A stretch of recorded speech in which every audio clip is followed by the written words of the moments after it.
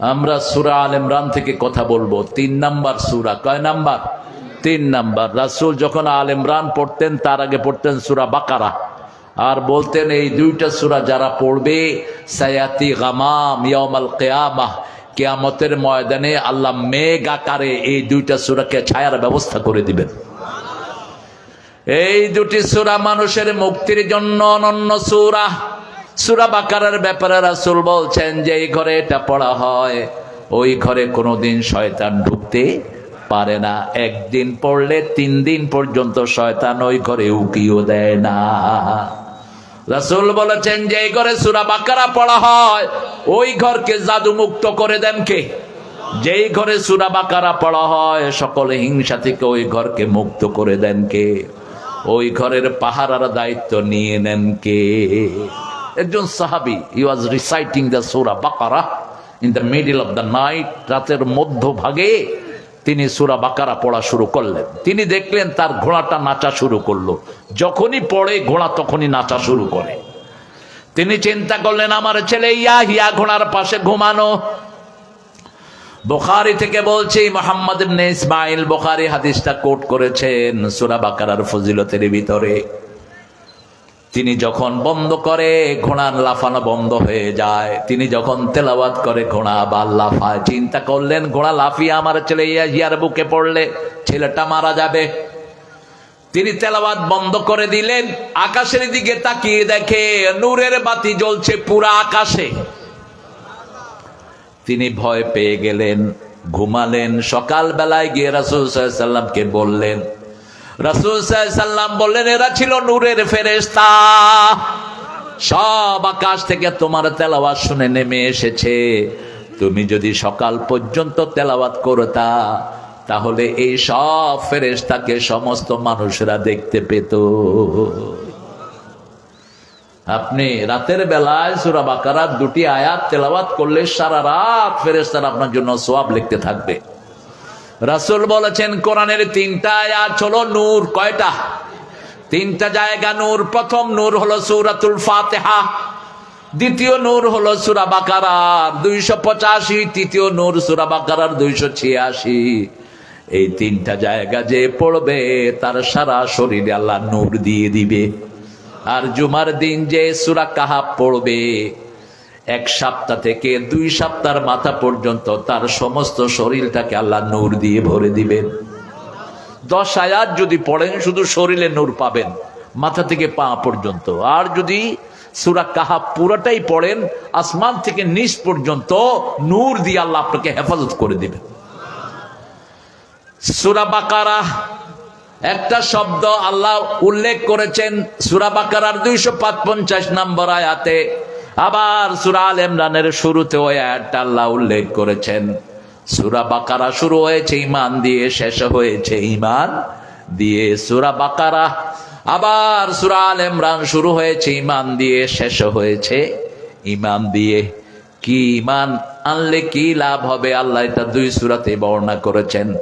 যেমন সূরা বাকারা শুরুতে বলেছেন আল্লাযীনা ইউমিনুনা বিল গায়ব, আবার শেষে এসে বলছেন আমানার রাসূলু বিমা উনজিলা ইলাইহি মির রাব্বিহি ওয়াল মুমিনুন কুল্লুন আমানা বিল্লাহি ওয়া মালাইকাতিহি ওয়া কুতুবিহি ওয়া রুসুলিহি লা নুফাররিকু বাইনা আহাদিম মির রুসুলিহি ওয়া ক্বালু সামি'না ওয়া আতা'না গুফরানাকা রাব্বানা ওয়া ইলাইকাল মাসির। বলেন আমিন।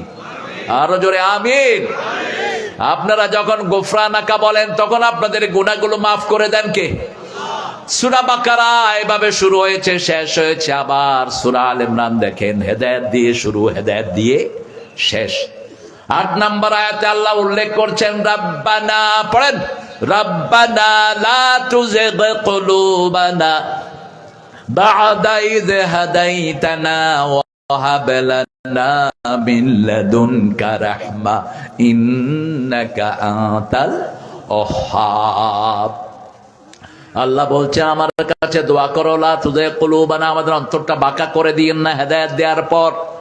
আপনার রহমত থেকে আমাদেরকে অযাচিত রহমত দান করেন। আপনার চেয়ে বড় দানবীর আর কেউ নাই। সূরা আল ইমরান শুরু হয়েছে হেদায়েত দিয়ে, শেষ হয়েছে হেদায়েত দিয়ে।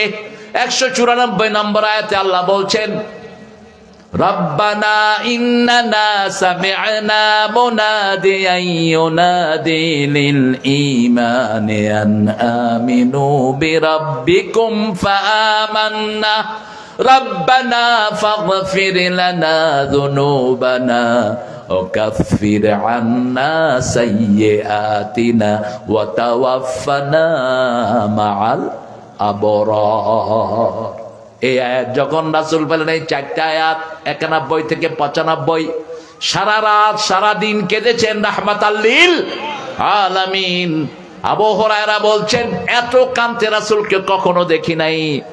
একদিন এক রাত পুরা কেঁদেছেন রাহমাতাল লিল আলামিন। 91 নম্বর আয়াতে আল্লাহ রাব্বুল আলামিন জ্ঞানীদের পরিচয় দিচ্ছেন, ইন্না ফি খালকিস সামাওয়াতি ওয়াল আরদি ইখতিলাফিল লাইলি ওয়ান নাহারি লাআয়াতিন লিউলিল আলবাব আল্লাযীনা ইয়াযকুরুনা আল্লাহা কিয়ামান ওয়া কুউদান ওয়া আলা জুনুবিহিম وَيَتَفَكَّرُونَ فِي خَلْقِ السَّمَاوَاتِ وَالْأَرْضِ رَبَّنَا مَا خَلَقْتَ هَذَا بَاطِلًا سُبْحَانَكَ فَقِنَا عَذَابَ النَّارِ। বলেন আমিন। নিশ্চয় আকাশ জমিনের পরিবর্তনের মধ্যে আমাদের জন্য নিদর্শন রেখেছেন কে? কিভাবে আকাশ জমিন পরিবর্তন হয়, রাত দিন পরিবর্তন হয়, আমরা কিছুই জানি না। ইন্না ফি খালকিস সামাওয়াতি ওয়াল আরদ, আকাশ জমিনের পরিবর্তনের ভিতরে আমাদের জন্য নিদর্শন রেখেছেন কে? আমি একটা সহজ কথা বলি, আমার বাংলাদেশের সংবিধানকে মুসলমান ইসলামাইজ করেছে জিয়াউর রহমান। এই সংবিধানে তিনি লাগিয়েছেন আল্লাহর উপর অবিচল আস্থা ও বিশ্বাস, আর সংবিধানে শুরু করেছেন বিসমিল্লাহির রহমানির রাহিম। আমি তারেককেও পরামর্শ দিয়েছি, বিসমিল্লাহকে আঁকড়ে ধরো, 5 ওয়াক্ত নামাজ ফরজ করে দাও কর্মীদের উপর। আমাদের বেশি কিছু চাওয়ার নেই, তোমরা বিসমিল্লাহ দিবা, জামাত ইসলামী 30 পারা কোরআন দিয়ে দিবে। আমাদের মন্ত্রী হওয়ার শখ নাই, এমপি হওয়ার শখ নাই, আমাদের শখ পার্লামেন্ট চলবে আল্লাহর কোরআনের আইনে। ঠিক না ঠিক?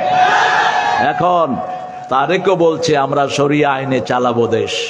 আপনি চিন্তা করবেন, মানুষ চিন্তার শক্তি আছে, কিন্তু জন্তু জানোয়ারের চিন্তার কোনো শক্তি নাই। আপনি কেন পৃথিবীতে এসেছেন, কি আপনার ডেস্টিনেশন, আবার আপনি কেন চলে যাবেন, কি জন্য পাঠালেন, কেন যাবেন, কোন কাজের জন্য আল্লাহ আপনাকে এখানে বাছাই করেছেন, এগুলো মানুষ চিন্তা করবে। আল্লাহ বলছেন, কারা জ্ঞানী শুনো, আল্লাযীনা ইয়াযকুরুনাল্লাহা কিয়ামা, যারা দাঁড়িয়ে আল্লাহর জিকির করে, বসে করে, শুয়ে করে, আর বলে আমা খালাকতা হাযা বাতিলা, কোন জিনিস আল্লাহ বেহুদা সৃষ্টি করেন নাই। এই পৃথিবীতে যা কিছু দেখছি সব আমাদের উপকারের জন্য সৃষ্টি করেছেন কে? পৃথিবী আমাদের জন্য সৃষ্টি, আর আমরা সৃষ্টি হয়েছি কার জন্য? আল্লাহর জন্য। পৃথিবীর সব আমাদের কথা শুনবে, আমরা যদি কার কথা শুনি? আল্লাহর কথা শুনি। বেশ কিছু সাহাবী সাদ বিন আবু ওয়াক্কাসের নেতৃত্বে চলে গেলেন আফ্রিকা ইসলাম প্রচারের জন্য। আফ্রিকায় তখন খ্রিস্টান সমাজ চলছিল, খ্রিস্টানদের দখলে ছিল আফ্রিকা। রাত হয়ে যায়, আফ্রিকার লোকেরা, খ্রিস্টানেরা ষড়যন্ত্র করে মুসলমানদেরকে জঙ্গলে থাকার জন্য দিয়েছে। আপনারা জানেন পৃথিবীর সবচেয়ে ভয়ানক জঙ্গল এখনো আফ্রিকায় আছে না নাই? দিয়ে দেওয়া হলো আফ্রিকার জঙ্গলে।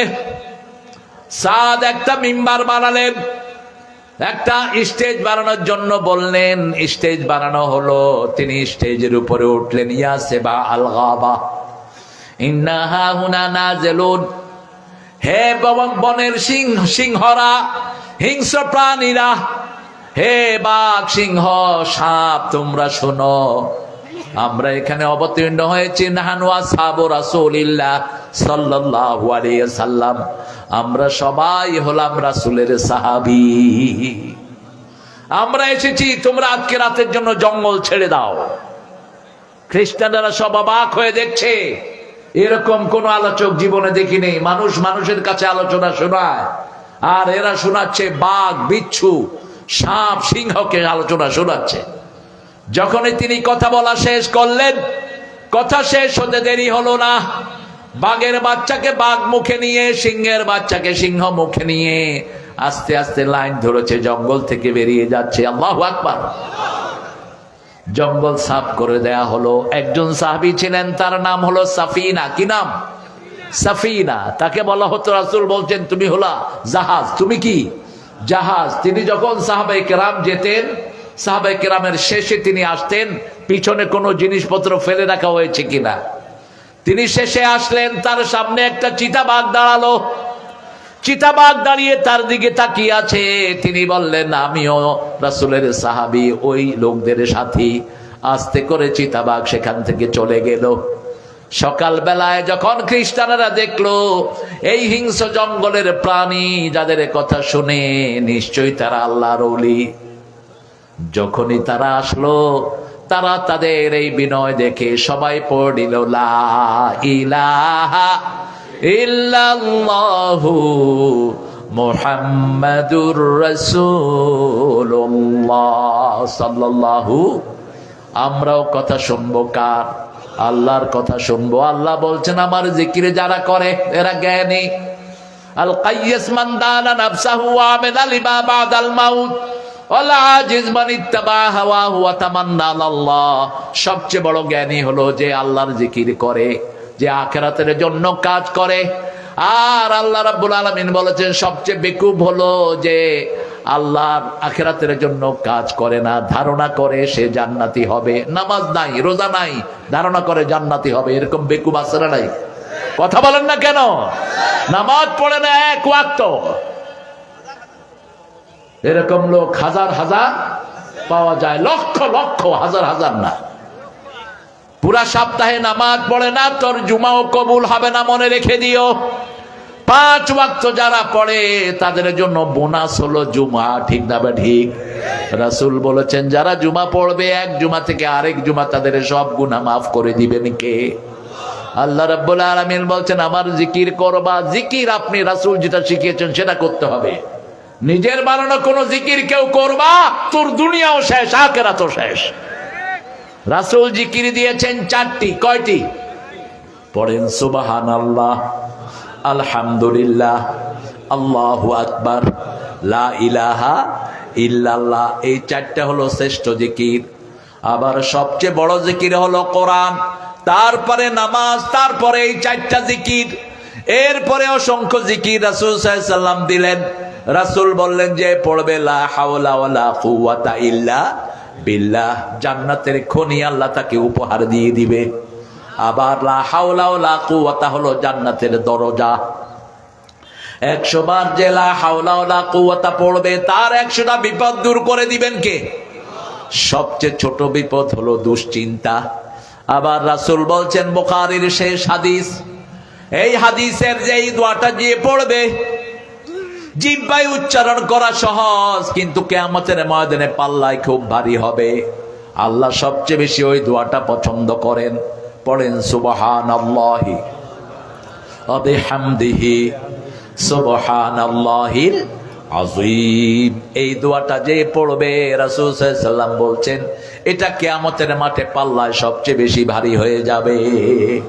আবার রাসূল বলছেন, সুবহানাল্লাহি ওয়া বিহামদিহি 100 বার যে সকাল বেলা পড়বে, ওই দিন যদি সে মারা যায়, তার চেয়ে শ্রেষ্ঠ মৃত্যু তার চেয়ে আর কারো হবে না। শুধু ওই লোকটার হবে যে এর চেয়ে বেশি পড়েছে। আর রাতের বেলায় সুবহানাল্লাহি ওয়া বিহামদিহি যে পড়বে, ওই রাতে যদি তার মৃত্যু হয়, তার চেয়ে শ্রেষ্ঠ মৃত্যু আর কারো হবে না। এরপরে আল্লাহ রাব্বুল আলামিন বলছেন, রব্বানা ইন্নাকা মা তুদখিলিন নারা ফাকাদ আখযাইতা ওয়া মা লিয-যালিমিনা মিন আনসার। হে আল্লাহ, আপনি যাকে জাহান্নামে প্রবেশ করান, তার চেয়ে অপমানিত, অপদস্থ আর কারোই হবে না। ফাইনাল ডেস্টিনেশন থাকবে যাতে জাহান্নাম থেকে মুক্ত হতে পারি। এমপি, মন্ত্রী, এগুলো দুনিয়ার মর্যাদা, এগুলোর পিছনে অপমান লিখায়িত। ঠিক না ঠিক? বিগত সরকারের মন্ত্রী এখন পালিয়ে বেড়াচ্ছে, আছে না নাই? কথা কন না কেন? এমপি পরিচয় দিতে পারছে না, চেয়ারম্যান মেম্বার পরিচয় দিতে পারছে না। আর যারা আল্লাহর জাহান্নাম থেকে মুক্তি পাবে তাদের দুনিয়াও সফল, আখিরাতও সফল। ফেরাউনের বান্দি ছিল মুমিনা। ফেরাউনের বান্দি মুমিনাটা দেখলো ফেরাউনের মেয়ে একটা জিনিস পড়ে গেছে, ওই মেয়ে উঠাচ্ছে বিসমিল্লাহ। কি বলেছে? বিসমিল্লাহ। যখন বিসমিল্লাহ পড়লো, এইবার ফেরাউনের মেয়ে বলছে আলাকা রাব্বুন সিওয়া আবি, তোমার কি আমার আব্দা ছাড়া অন্য কোন রব আছে নাকি?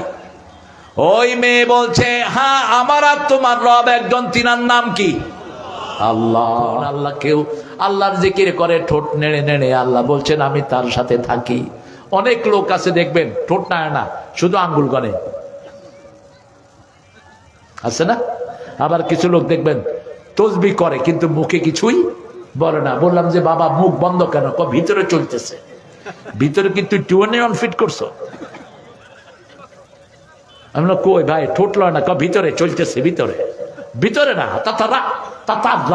রাসূল বলছেন ঠোঁট যারা লাড়বে সুবহানাল্লাহ, আলহামদুলিল্লাহ, আল্লাহু আকবার, লা ইলাহা, তাদের সাথে আল্লাহ নিজে থাকে। সুবহানাল্লাহ। এই জন্য যখনই জিকির করবেন আপনার গুনাহগুলো মাফ করে দিবেন কে? যখনই আপনি আল্লাহ জিকির করবেন, আপনার জিকির করবেন কে? 2 নাম্বার জাহান্নামের আগুন থেকে নাজাত চাইবো। 3 নাম্বার আল্লাহকে দোয়া করব, আল্লাহ ইমানের কারণে আমাদের গুনাহগুলো মাফ করে দেন, আর নেককারদের সাথে আমাদের মৃত্যু দেন।